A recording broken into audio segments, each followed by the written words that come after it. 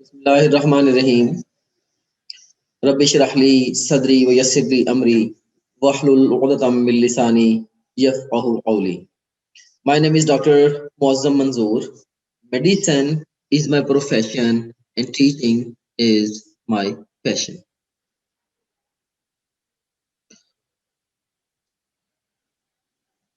Let me admit few students. Okay. तो आज की हमारी जो डिस्कशन है ये है कि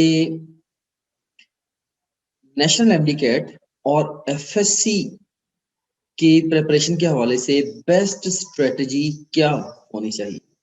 ये जो आज का वेबिनार है ये खास तौर पे रिपीटर्स के लिए है। और तो to be more specific, if you are planning to repeat national MDCAT and और एफएससी तो ये वेबिनार आपके लिए। और इसके अलावा अगर आपने एकेयू और नम के एंट्रेंस एग्जाम्स में भी अपीयर होना है in addition to the national MDCAT तो भी ये वेबिनार आपके लिए है।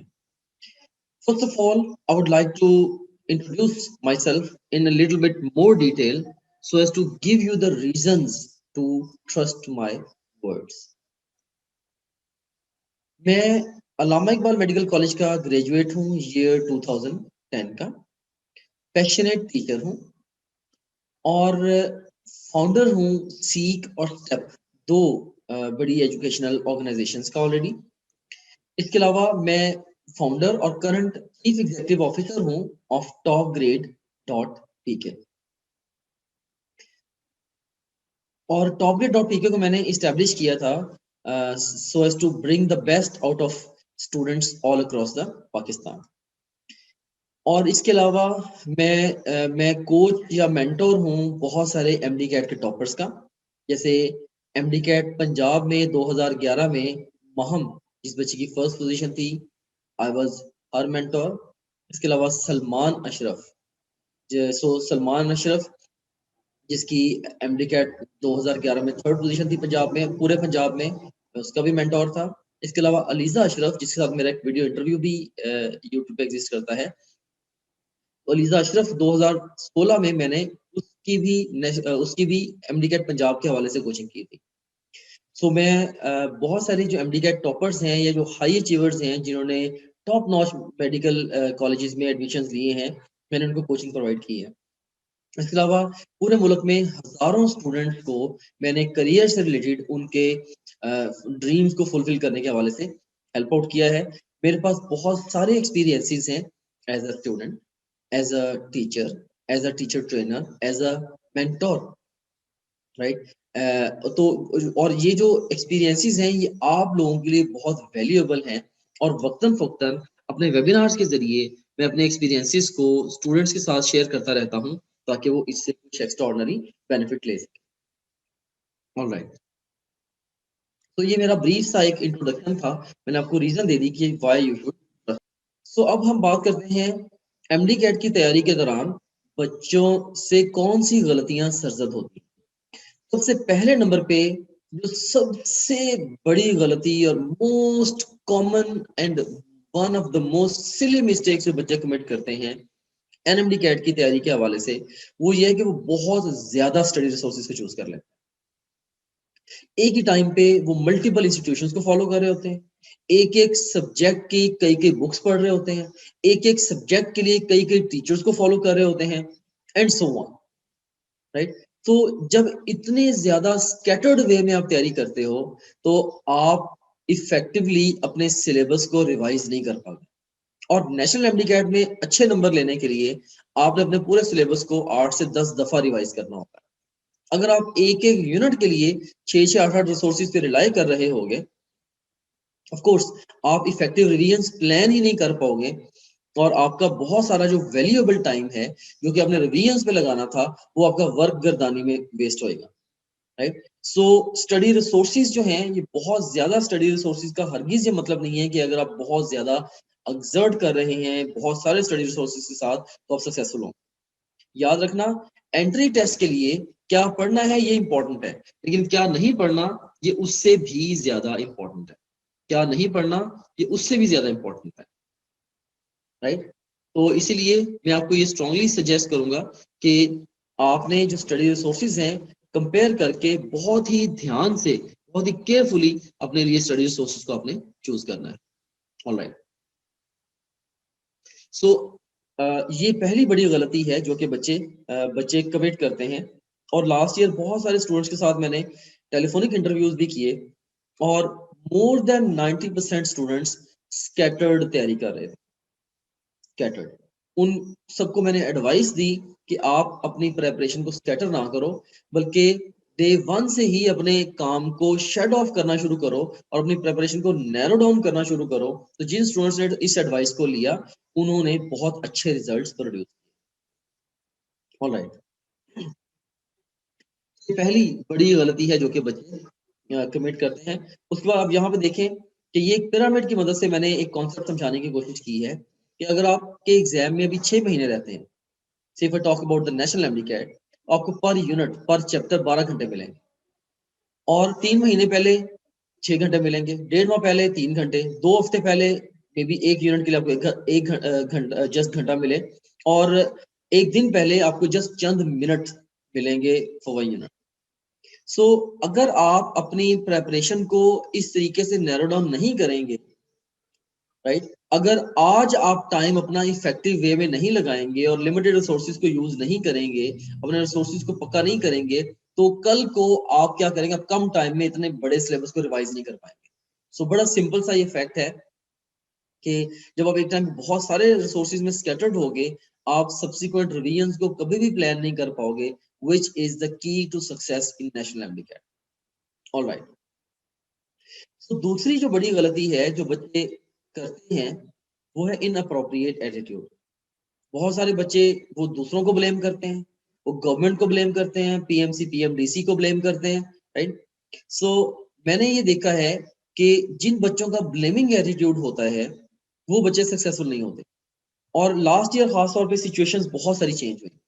एक तो कोविड ने हिट किया, दूसरे नंबर पे सिलेबस जो है वो चेंज हुआ मल्टीपल टाइम्स, उसमें कंफ्यूजन चलती रही, एग्जाम डेट्स कई दफा आई गई, राइट। सो बहुत सारी सिचुएशंस चेंज होती रही। अब एक big majority of the students, उनका तरीका का क्या था कि वो जब भी कुछ चेंज आती थी वो बजाय के उस चेंज के लिए अडेप्टेबिलिटी शो करते या कंप्लायंस शो करते, वो सिस्टम को और गवर्नमेंट को ब्लेम करना शुरू कर देते। मैं ये नहीं कहता हूँ कि मैं सिस्टम को डिफेंड नहीं कर रहा हूँ या गवर्नमेंट को या किसी भी चीज को मैं डिफेंड नहीं कर रहा हूँ, लेकिन मैं ये जरूर कहना चाहूंगा कि जिन बच्चों ने चेंजिंग सर्कमस्टांसिस के अकॉर्डिंगली फ्लेक्सिबिलिटी और कंप्लायंस शो की, उनकी सक्सेस रेशो ज्यादा थी, right? So you have to focus on the things which you can do, and you don't have to focus on the things which you cannot do. जिन चीजों के बारे में आप कुछ कर ही नहीं सकते, पीएमसी या पीएमडीसी है या उनका सिलेबस है व्हाटसएवर, उन चीजों के बारे में अगर आप कुछ कर ही नहीं सकते तो उनके बारे में बहुत ज्यादा बहस करने का, ब्लेम करने का फायदा नहीं है। जो सक्सेसफुल पीपल हैं वो हमेशा अपॉर्चुनिटीज को देखते हैं, ऑब्स्टेकल्स को नहीं देखते। और सक्सेसफुल पीपल हमेशा चेंज के लिए एक्सेप्टेंस रखते हैं। सो एक तो बहुत बड़ा जो मसला था वो था कि दूसरे ओवरऑल ब्लेमिंग एटीट्यूड था बहुत सारे बच्चों का। तो ये एक बहुत बड़ी मिस्टेक है जो बच्चे करते हैं। इसके अलावा ओवर कॉन्फिडेंट हो जाना, लेजी हो जाना, फोकस ना करना या एग्जाम को सीरियसली लेना ही ना, ऑफ कोर्स ये सारे के सारे एटीट्यूड के मसले हैं। और मैं यहाँ पे ये कहना चाहूंगा कि your attitude determines your altitude. अगर एनएमडी कैट को लेके आपका एटीट्यूड ही सीरियस नहीं है, it's not gonna work. Alright, उसके बाद नेक्स्ट आप देखें कि जो बड़ी गलती है, मिस्टेक नंबर 3 जो है जो बच्चे करते हैं वो क्या है कि उनकी एनएमडी कैट की प्रिपरेशन की तरफ स्ट्रेटेजिक अप्रोच नहीं होती। लाइक फॉर एग्जांपल वो अच्छा स्टडी स्केड्यूल नहीं बना पाते, अच्छी डेली रूटीन नहीं बना पाते, या वो लेस इंपॉर्टेंट टॉपिक्स पे या मुश्किल टॉपिक्स पे ज्यादा फोकस कर जाते हैं, जो हाईली इंपॉर्टेंट टॉपिक्स हैं उन पे फोकस नहीं करते, वगैरह वगैरह। So last okay, so we will continue our discussion कि जो तीसरी जो बड़ी गलती जो कि बच्चे करते रहे हैं लास्ट ईयर, वो ये है कि वो उनकी जो अप्रोच है towards the MDCAT preparation, वो स्ट्रेटेजिक अप्रोच नहीं थी। उनके पास स्ट्रेटेजिक अप्रोच नहीं, राइट। सो लास्ट ईयर जो चेंजिंग सर्कमस्टांसिस के अकॉर्डिंगली मैं वक्तन फक्तन वेबिनार्स करता रहा हूँ और डिफरेंट टाइम्स पे डिफरेंट डिफरेंट स्ट्रेटजीज बना के बच्चों को देता रहा हूँ कि इस वक्त हालात के तकाजों के मुताबिक आपने इस तरीके से अपनी प्रिपरेशन को टेलर करना है। और अल्हम्दुलिल्लाह जिन बच्चों ने उन एडवाइसेस को लिया और उन स्ट्रेटजीज के ऊपर अमल दरामद किया उनको सक्सेस मिली, एक बिग मेजॉरिटी को सक्सेस मिली और बहुत ही स्ट्रॉन्ग उनका फीडबैक भी आया। सो बहुत सारे बच्चे जो हैं वो स्ट्रेटजिक होते ही नहीं है, वो जस्ट क्या करते हैं, जस्ट किताबों को पकड़ के बस पढ़ना शुरू कर देते हैं या वो सब कुछ करना शुरू कर देते हैं जो सारे कर रहे होते हैं। So you have to be strategic. Strategy कितनी ज्यादा इंपॉर्टेंट होती है इसके लिए कुछ फैक्ट्स मैं आपके साथ शेयर करना चाहूंगा। अब देखिए कि पीएमसी के सिलेबस में 58 सेक्शन है और 58 में से 58 सेक्शन है, देखिए, और उसमें से 200 एमसीक्यूज आने हैं आपको। पीएमसी के एग्जाम जो होगा नेशनल एमसीक्यू का उसमें 200 एमसीक्यूज आने हैं। अब 125 MCQs 125 MCQs out of 200 MCQs ये कहां से आने हैं? 28 सेक्शंस में से आने।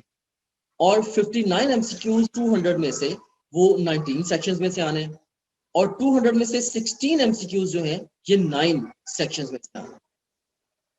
और सो हम ये भी कह सकते हैं कि जो 70% आपका पेपर है ये 50% सिलेबस में से आना है। 70% पेपर 50% सिलेबस में से आपको आना है। सो अगर आप इस 50% सिलेबस पे एक्स्ट्राऑर्डिनरी फोकस नहीं करेंगे तो there is a good chance कि आप अपने स्कोर को लूज करेंगे। सो मैं ये नहीं कह रहा हूं कि आपने सेलेक्टिव स्टडी करनी है, मैं ये कह रहा हूं कि you have to focus more on most likely to be tested areas. So आपने ज्यादा अहम टॉपिक्स जो हैं जहां से एग्जाम का पोर्शन ज्यादा आना है आपने वहां पे ज्यादा फोकस करना है, और जो कम अहम टॉपिक्स हैं जहां से एग्जाम का पोर्शन कम आना है वहां पे आपने कम फोकस करना है, एंड सो ऑन। ऑलराइट, तो अब ये जस्ट इमेजिन करें कि जिसके पास ये इंफॉर्मेशन नहीं है और इस इंफॉर्मेशन को यूटिलाइज करके जो बच्चा अपनी प्रिपरेशन को टेलर नहीं करेगा या अपने टॉपिक्स को प्रायोरिटाइज करके नहीं पढ़ेगा उसके एग्जाम में स्कोर डेफिनेटली कॉम्प्रोमाइज होगा। सो ये है कि एग्जांपल स्ट्रेटेजिक प्रिपरेशन की। सो स्ट्रेटेजिक अप्रोच आपकी होनी चाहिए कि आप किसी ना किसी सॉलिड कंक्रीट हिकमत अमली के तहत ऑल द टाइम तैयारी कर रहे हैं। उसके बाद फिर नेक्स्ट जो बड़ी गलती है जो बच्चे करते हैं वो ये है कि वो कम एमसीक्यूज की प्रैक्टिस करते हैं, ज्यादा जोर पढ़ने पे लगाते हैं। और इसके अलावा जो एमसीक्यूज की प्रैक्टिस करते भी हैं तो जो एमसीक्यूज उनके गलत होते हैं उन गलतियों से सीखते नहीं। ये भी एक बहुत बड़ा मसला है जो कि बच्चों के साथ दरपेश है। सो इसमें एक तो लेसर नंबर ऑफ एमसीक्यूज को प्रैक्टिस करना और दूसरे नंबर पे जो एमसीक्यूज गलत हो जाएं उन गलतियों से ना सीखना। तो ये बहुत बड़ी गलती है जो कि बच्चे कमिट करते हैं। अब जस्ट इमेजिन करें कि दो स्टूडेंट्स हैं हमारे पास। एक स्टूडेंट है जिसने नेशनल एमसीक्यू की तैयारी के लिए 30,000 एमसीक्यूज की प्रैक्टिस की है और एक स्टूडेंट ने 3,000 एमसीक्यूज की प्रैक्टिस की है। फॉर श्योर जिसने 30,000 एमसीक्यूज की प्रैक्टिस की है उसने प्रिपरेशन के दौरान कहीं ज्यादा गलतियां की होंगी, लेकिन उन गलतियों से उसने सीखा होगा और रियल एग्जाम में वो मिस्टेक्स को अवॉइड करेगा। राइट, सो जो एमसीक्यूज की प्रैक्टिस है, बेतहाशा प्रैक्टिस जो है, ये बहुत ही इंपॉर्टेंट है for success in the exam. और इसमें साइड बाय साइड उनसे सीखना ये भी बड़ा इंपॉर्टेंट है। कन्वेंशनल एकेडमीज में जैसे एक बहुत बड़ा मसला ये होता है कि आप टेस्ट अटेम्प्ट करते हो, आज आपने टेस्ट अटेम्प्ट किया, कई दफा नेक्स्ट वीक या उससे भी नेक्स्ट वीक में जाके उसकी डिस्कशन हो रही होती है जब क्वेश्चन का स्कोप भी आपके माइंड से निकल चुका होता है। आप क्वेश्चन से इफेक्टिवली लर्न नहीं कर पाते। तो बहुत सारे बच्चे जो कि जिन सवालों में उनकी गलती होती है उससे जो लर्न नहीं करते तो उस वो बच्चे जो वो अल्टीमेटली प्रॉब्लम फेस करते हैं, उनका स्कोर कॉम्प्रोमाइज होता है। फिर पांचवी जो बड़ी गलती है जो कि बच्चे कमिट करते हैं वो है कि वो रियल वर्ल्ड अकेडमीज को ज्वाइन कर लेते हैं। रियल वर्ल्ड अकेडमी को इवन कोविड की सिचुएशन ना भी हो, रियल वर्ल्ड अकेडमी को ज्वाइन करना मल्टीपल वेज में आपकी प्रिपरेशन को डैमेज करता है। कुछ चीजों में of course academy help.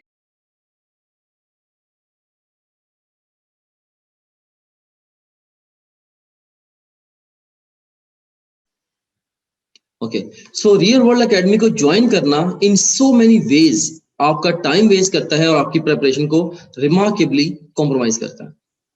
Okay, thanks dear all, may Allah bless you, may all of you shine like stars in the galaxy of name and fame. Allah Hafiz.